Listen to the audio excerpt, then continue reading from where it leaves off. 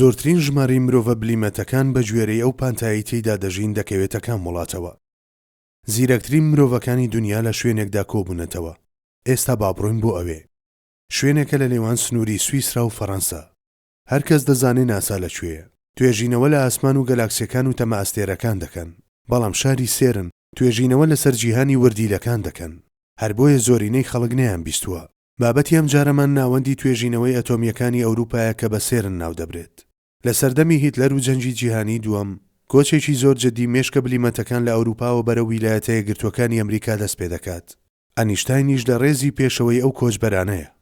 لە ساڵانی دوای شەڕدا وڵاتانی ئەوروپا وەها بیریان کردەوە کە بەتەنیا لە ڕێگەی زانستەوە دەتوانن ئەم وێرانەیە چاک بکەنەوە. ئیدی 12 وڵاتی ئەوروپایی لە ساڵی 1954 کۆ دەبنەوە و شاری سێرن بنیاد دەنێن. لەو کاتەدا تورکیا بیر لە ئەندامبوونی لە سێرن ناکاتەوە. ڕەنگە گوتپێتیان قابیلە لە ناوەندێکی توێژینەوەی ئەتۆمیەوە چیمان دەست بکەوێ. هەر بۆیە بەناردنی چاودێرێک دەستەڵ دەگرن. بەڵام لە ساڵی 2009 ئیدی هەر چۆنێک بۆ داوای ئەوە دەکەن کە ببنە ئەندامی تەواوەتی. لە ساڵی 2012 ئەم داوای تورکیا ڕەت دەکرێتەوە. دواتر لە ساڵی 2015 تەنیا بە شێوەیەکی کاتی ئەندامێتیەکەی قبول دەکەن. چونکە یەک لە سەردەی ئەو پارەیە لەلایەن ئەندامە هەمیشەییەکانەوە تەرخانکراوە بەشی کارەکانیان دەکات.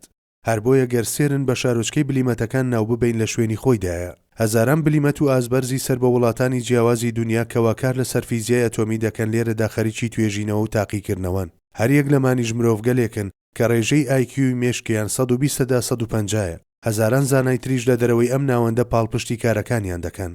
سێرن شوێنێکی کراوەیە بەڕووی هەر کەسێکدا کە توانای زانستی هەیە. پرۆگرامی هاوینەشیان هەیە بۆ خوێندکارانی زانکۆ. تەنانەت دەگەر خوێندکارانی ئامادەیش پرۆژەیەکی چاک ئامادە بکەن لەوێ میوانداریان لێ دەکرێت. هەر خۆیان تێچووی هەموو گەشتەکەی لە ئاستۆ دەگرن. دەتوانن لەوێ تاقیکردنەوە و توێژینەوە ئەنجام بدەن و خۆیان زیاتر پێش بخەن. سێرن شارێکی زانستی لەو شێوەیەیە. کارەکەیشیان بریتیە لە گەڕان بە دوای ڕازەکانی گردووندا لە دوای ساتی تەقینەوە گەورەکەوە. دۆزینەوەی ڕازی ناو ئەتۆمەکان. ئەم ئەوداڵیەشیان ماوەی 70 ساڵە بەردەوامە. بەڵام هێشتا ڕازی ناو ئەتۆمەکان بە تەواوەتی ئاشکرا نەبووە. باشە لەبەر چی هێشتا ئاشکرا نەبووە؟ بەردە بناغەی یەسیحر ئاساکە. ئایا ئەم ئاماژە زۆرەی زانا بلیمەتەکان بۆ کارێکی وەها زۆر نییە؟ گریمان ئەندازیارانی وڵاتێک ئۆتۆمبیلێکیان دروست کرد کە توانای فڕینی هەیە. باشە ئەندازیارانی وڵاتێکی تر بە چەند لەکات دەتوانن ئەمە هەڵبوەشێننەوە و هەمان شتی لێ دروست بکەنەوە. لایەنی زۆر 6 مانگی پێدەچێ. شاکارێکی هونەری چەند بچووکتر دروست بکرێ هونەر و ڕەنجی ناو ئەو شاکارە هێندە زیاترە. ئەو شتەی زیاتر لە هەموو شتێک دەتوانین بە ئەتۆمەکانی بچوێنین کات ژمێرەکانن. ئەو ئەتۆمانەی کە ئەلکترۆنەکان بە چواردەوری ناوکەکەیدا دەسوڕێنەوە. هەر یەک لەم توخمانەی ناو تابلۆکە ملیاران ساڵە چەشنی کاتژمێر کار دەکەن. ئەم کاتژمێرە یەکێکە لە بچووکترین کاتژمێرەکانی دنیا. تیرەکەی تەنیا 42 میلیمەترە، واتە نیوە تیرەکەی نیو سانتیمەترە. لە ژێر وردبیندا دروست دەکرێن. ئێستا بە ئەم کاتژمێرە ملیۆنان جار لەم قەبارەی ئێستای خۆی بچووکتر بکەینەوە. هەتا قەبارەکەی بچووکتر بکەینەوە دروستکردنەکەی ناڕەحەتتر دەبێت. گریمان لەم سەرە دەرزێدا 15 ملیار لەو کاتژمێرەمان هەیە بە بچووکراوەیی. باشە گەر زانا بلیمەتەکان بە دوای ڕازەکانی ناو ئەم کاتژمێرەدا بگەڕانایە چەندیان پێدەچوو. لایەنی زۆر 1-2 ساڵیان پێدەچوو. چونکە جوڵەکانی ئەم کاتژمێرە ئاشکران. جوڵەی چرکە ژمێر و خولەک ژمێرەکان ئاشکران. هەر بۆیە دۆزینەوەی جوڵەی ئەمانە کاتێکی ئەوتۆی نەدەبرد. بەڵام لە ناو ئەتۆمەکاندا هونەرێکی زۆر بێهاوتا هەیە. چەندین جوڵەی پڕڕازیان تێدایە. سەدەم پرسیاری مەتەڵ ئاسا سەبارەت بە پارچەکانی خوار ئەتۆم هەن کە هێشتا نەدۆزراونەتەوە. بەم هۆیشەوە هەزاران زانای بلیمەت ماوەی 70 ساڵە لە سێرن کار دەکەن و هێشتا ڕازەکانی ناو ئەتۆمیان بە تەواوەتی بۆ نەدۆزراوەتەوە. بیر لەوە بکەنەوە کە هەزاران کەس لە هەرە بلیمەتەکانی دنیا ماوەی 10 ساڵە بێ و چاند کار دەکەن. بەڵام هێشتا تەواوی ئەو ڕازانەیان بۆ نەدۆزراوەتەوە کە ئێمە بە بەردی بناغی گردون ناومان بردوون. یەکێک لە ڕازەکانی ژەو تیشکانن کە قەبارەیان بۆ دروست بووە. لە ساڵی 1960 زانایەکی گەنج بە ناوی پیتەر هیگز لەم بارەیەوە وتارێک بڵاو دەکاتەوە. ناوبراو دەڵێ لە ڕووی تیۆریەوە دەبێت بۆ زۆنێک بدۆزینەوە. بێگومان لەو کاتەدا نەیدەتوانی پێشبینی ئەوە بکە کە ئەم وتارە لە دوای 50 ساڵ خەڵاتی نۆبڵی بۆ دەستەبەر دەکات. زانایەکی تریش بە ناوی لیۆن لێدەرمان کە بە هەمان شێوە خاوەنی خەڵاتی نۆبڵە لە سەرەتای 60ەکانەوە لەگەڵ هاوڕێکانی دەستیان کرد بە گەڕان بە دوای ئەو پارچە بچووکەدا کە پیتەر هیگز وەک گریمانە باسی لێوە دەکرد. لە هەفتەکانیشدا ئەم گەڕانە بەردەوام بوو. دواتر هەشتاکانیش بە هەمان توێژینەوە بەسەر دەبن. لە 90ەکانیشدا هەر بەردەوام دەبن. ئیدی لێدەرمان بەم بێسەرنجام بوونیان زۆر بێتاقەت دەبێ. 30 ساڵی تەمەنی خۆی تێدا خەرج دەکا بەڵام دیسان ئەو شتە نادۆزێتەوە کە خۆی دەیەوێ. ئەو بۆ زۆنە نادۆزنەوە کە گریمانەیان کردووە. بەم هۆیەوە زۆر تووڕە دەبێ. ئیدی کتێبێک دەنووسێ کە باسی ئەم توێژینەوەی خۆی تێدا دەکا. ئەم ناوەیش لە کتێبەکەی دەنێ The Goddamen Particle، واتە پارچە نەعلەتیەکەی پەروەردگار. بەڵام ئیدیتەری چاپخانەکە ڕەخنە لە ناوی ئەو کتێبە دەگرێ، دەڵێ ناتوانن ناوێکی لەو شێوەیە بڵاو بکەنەوە، بۆیە پێشنیاری پارچەوەردیلەکەی پەروەردگار بۆ ناوەکەی دەکات. ئیدی ناوی کتێبەکە بە پارچەوەردیلەکەی پەروەردگار دەمێنێتەوە. یەکێکی تر لە ناوەکانی ئەم پارچەوەردیلەیە هیگزە، چونکە ئەو کەسەی بە شێوەیەکی تیۆری ئەم پارچەوەردیلەیەی گریمانە کرد ناوی پیتەر هیگزە. ساڵان هاتن و چوون. ئەو پارچەوەردیلەیەی پیتەر هیگز لە 60ەکان وتارێکی تیۆری لەسەر بڵاو کردەوە. لە دوای 48 ساڵ واتە لە ساڵی 2012 دۆزرایەوە. توێژینەوەیەکی 50 ساڵی فرمێسکی شادی لە چاوەکانی پیتەر هیگزێنا، هەرەمەیش خەڵاتی نۆبڵی بۆ دەستەبەر کرد. من لێرەدا سوپاسی هەموو ئەو کەسانە دەکەم کە یارمەتی دەرم بوون بۆ بەدەستێنانی ئەم سەرکەوتنە. باشە هیگز و هاوڕێکانی چۆن سەرکەوتوو بوون لەم کارەیاندا؟ ئایا ڕازی شتێک چۆن ئاشکرا دەکرێت لە ڕێگەی تەماشاکردنی ناوەکەیەوە؟ باشە من چۆن ڕازی ئەم سێوە ئاشکرا بکەم؟ لە ڕێگەی چەقەوەیەکەوە لەتی دەکەم.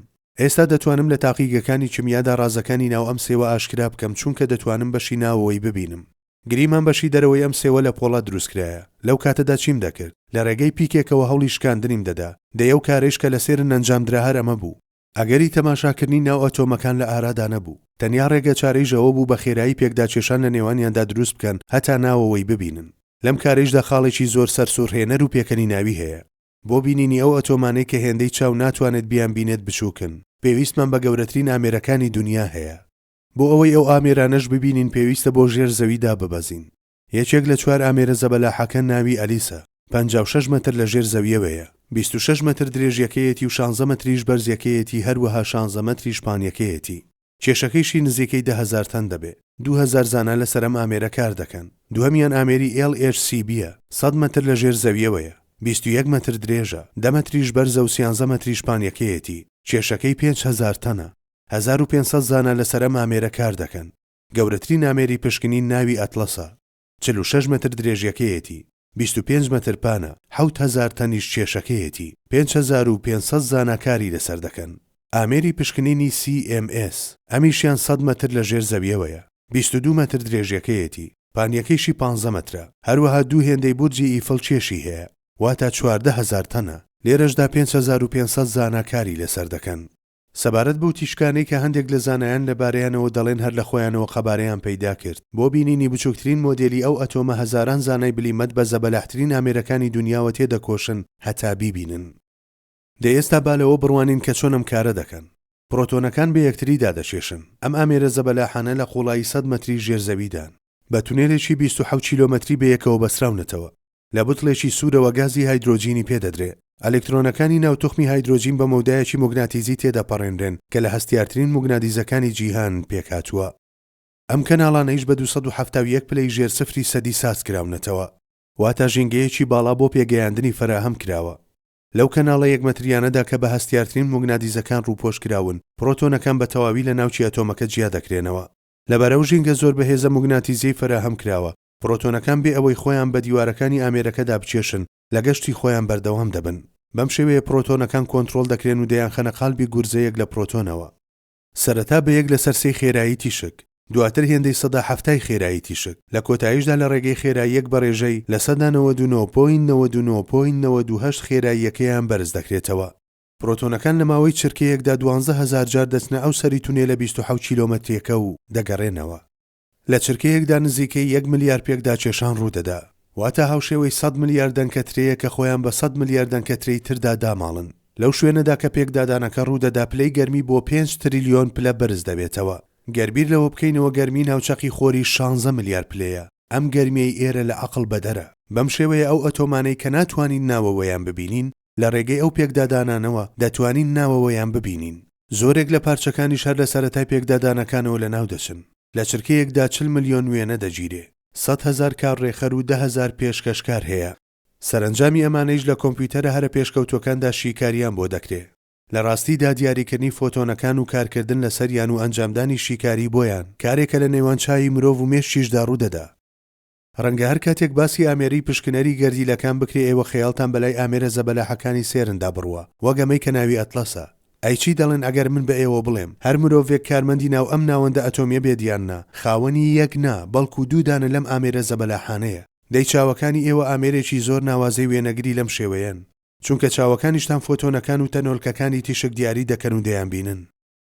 بابەتی ئەوەی چاوەکانمان هەست بە ڕووناچی دەکەن و ڕەنگەکان لە یەکتر جیا دەکەنەوە، هەروەها ناردنی ئەم زانیاریانە بۆ مێشک هەتا هەڵیان سەنجێنێت ڕووداوێکی زۆر دەراسایە. بەڵام لەبەرەوەی چاوەکانمان بەڕووی دنیایەکی دەراسای لەو شێوەیەدا هەڵهێناوە ئێمە هەستیان پێ ناکەین، هەر بۆیە وەک شتێکی سادە و ساکارە ژماریان دەکەین، واتە ئەو کارێک کە زەبەلاحترین ئامێرەکانی دنیا ئەنجامی دەدەن بە هەمان شێوە لەو دوو چاوە خنجیلانەی ئێمەشدا ئەنجام دەدرێت. هەزاران زانای بلیمەت دەیان ساڵ کاریان کرد، هەروەها ملیاران فرانکی سویسری لەم پێناوەدا خەرج کرا هەتا ڕادەیەک رازی ناو ئەتۆمەکانیان دۆزیەوە. بەڵام ئایا بەم دۆزینەوەی چ کارێکیان کرد؟ ئایا سەرنجامی توێژینەوەیەکی 70 ساڵی بە تەنیا چەند زانیاریەکی وشک و برینجیان دەستکەوت؟ سەرنجامی ئەمانە چیمان دەستکەوت؟ دەی ئەمانە هەمویان پرسیاری هەڵەن. تورکیا لە سەرەتاوە لەبەر ئەوەی ئەم جۆرە پرسیارانەی کرد نەیتوانی ببێتە ئەندامی هەمیشەیی سێرن، هەر بۆیە وەک ئەندامێکی کاتی لەوێ هەین. لە حاڵێکدا توێژینەوە لەسەر سروشتی گردون و وجود لە داخوازیەکانی مرۆڤ بوونمانە. وێڕای ئەمانەی ژەم کارانە هەروە بێسەرنجام نەماونەتەوە.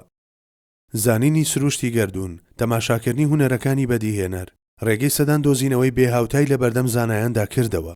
کاتێک ئەو زمانە دۆزرایەوە کە پرۆتۆنەکان و ئەلکترۆنەکان لە نێوان خۆیاندا قسەی پێدەکەن، ئیدی دەرگاکانی دەسوەردان لە هەموو شتەکان لە بەردەمماندا کرایەوە. سەبارەت بەو سەرنجامانەی لە توێژینەوە ئەتۆمیەکانەوە بەدەست هاتوون دەتوانین لە ماڵپەڕی سێرنەوە هەمویان ببینین. با لە نزیکەوە تەماشای هەندێکیان بکەین. لە ساڵی 1989 لە سایی ئەم توێژینەوانەوە ئینتەرنێت دۆزرایەوە. هەروەها HTML پێشخراکە یەکەم زمانی ئینتەرنێت بوو، واتە ئەو زمانەی بە www دەست پێ دەکات و هەمومان دەیزانین بۆ یەکەم جار لەم ناوەندەدا دۆزرایەوە. هەروەها لە هەموو یەکەکانی تریشدا دۆزینەوەی زۆر ئەنجامدرا، لە کایەکانی نانۆ تەکنەلۆژی، پزیشکی، تەکنەلۆژیەکانی بیناکاری، هەروەها پارچەکانی کۆمپیوتەر شتانێکی نوێ دۆزرانەوە. ئەگەرچی زۆر پێشتر گەیەنەری باڵا دۆزرا بووەوە، بەڵام لە ناوەندی سێرن گەیشتە ئاستێکی زۆر باڵا. بۆ نمونە کێبڵە کارەباییەکان کاتێک زۆر گەرم دەبن دەتوێنەوە و ئاگر دروست دەکەن، بەڵام گەر بە بەردەم کۆمەڵە ئەلکترۆنێکی تایبەتدا تێبپەڕێنرێن، ئەو ئەلکترۆنانە پێکاتەی ناو پلاستیکەکە دەگۆڕن. ئیدی کێبڵێکمان دەست دەکەوێت کە بەرگەی ئاگر دەگرێ. جاران پارچە ئاسنەکان لە ڕێگەی لەحیمەوە بەیەکەوە دەبەسرانەوە، بەڵام لە سێرن لە ڕێگەی گورزە ئەلکترۆنیەکانەوە تەکنیکی زۆر تایبەت بەکاردەهێنن. ئیدی کانزاکان بە شێوەیەکی زۆر پتەوکە تێچوونیان بۆ نییە پێکەوە دەنووسێنرێن. هەروەها لە ڕێگەی ئەلکترۆنەکانە و حەوزانەی ئەو پاک دەکرێنەوە کە پاشماوەیان تێفڕێدەدرێ، سەرنجامی ئەمانەیش پەینی دەستکرد بەرهەم دەهێنرێ. ئایا پارچە پشکنەرەکانی سێرن دەشێت پەیوەندیەکیان بە چێلگەیەکی تەماتەی لوبنانەوە هەبێ؟ بەڵێ پەیوەندیان هەیە.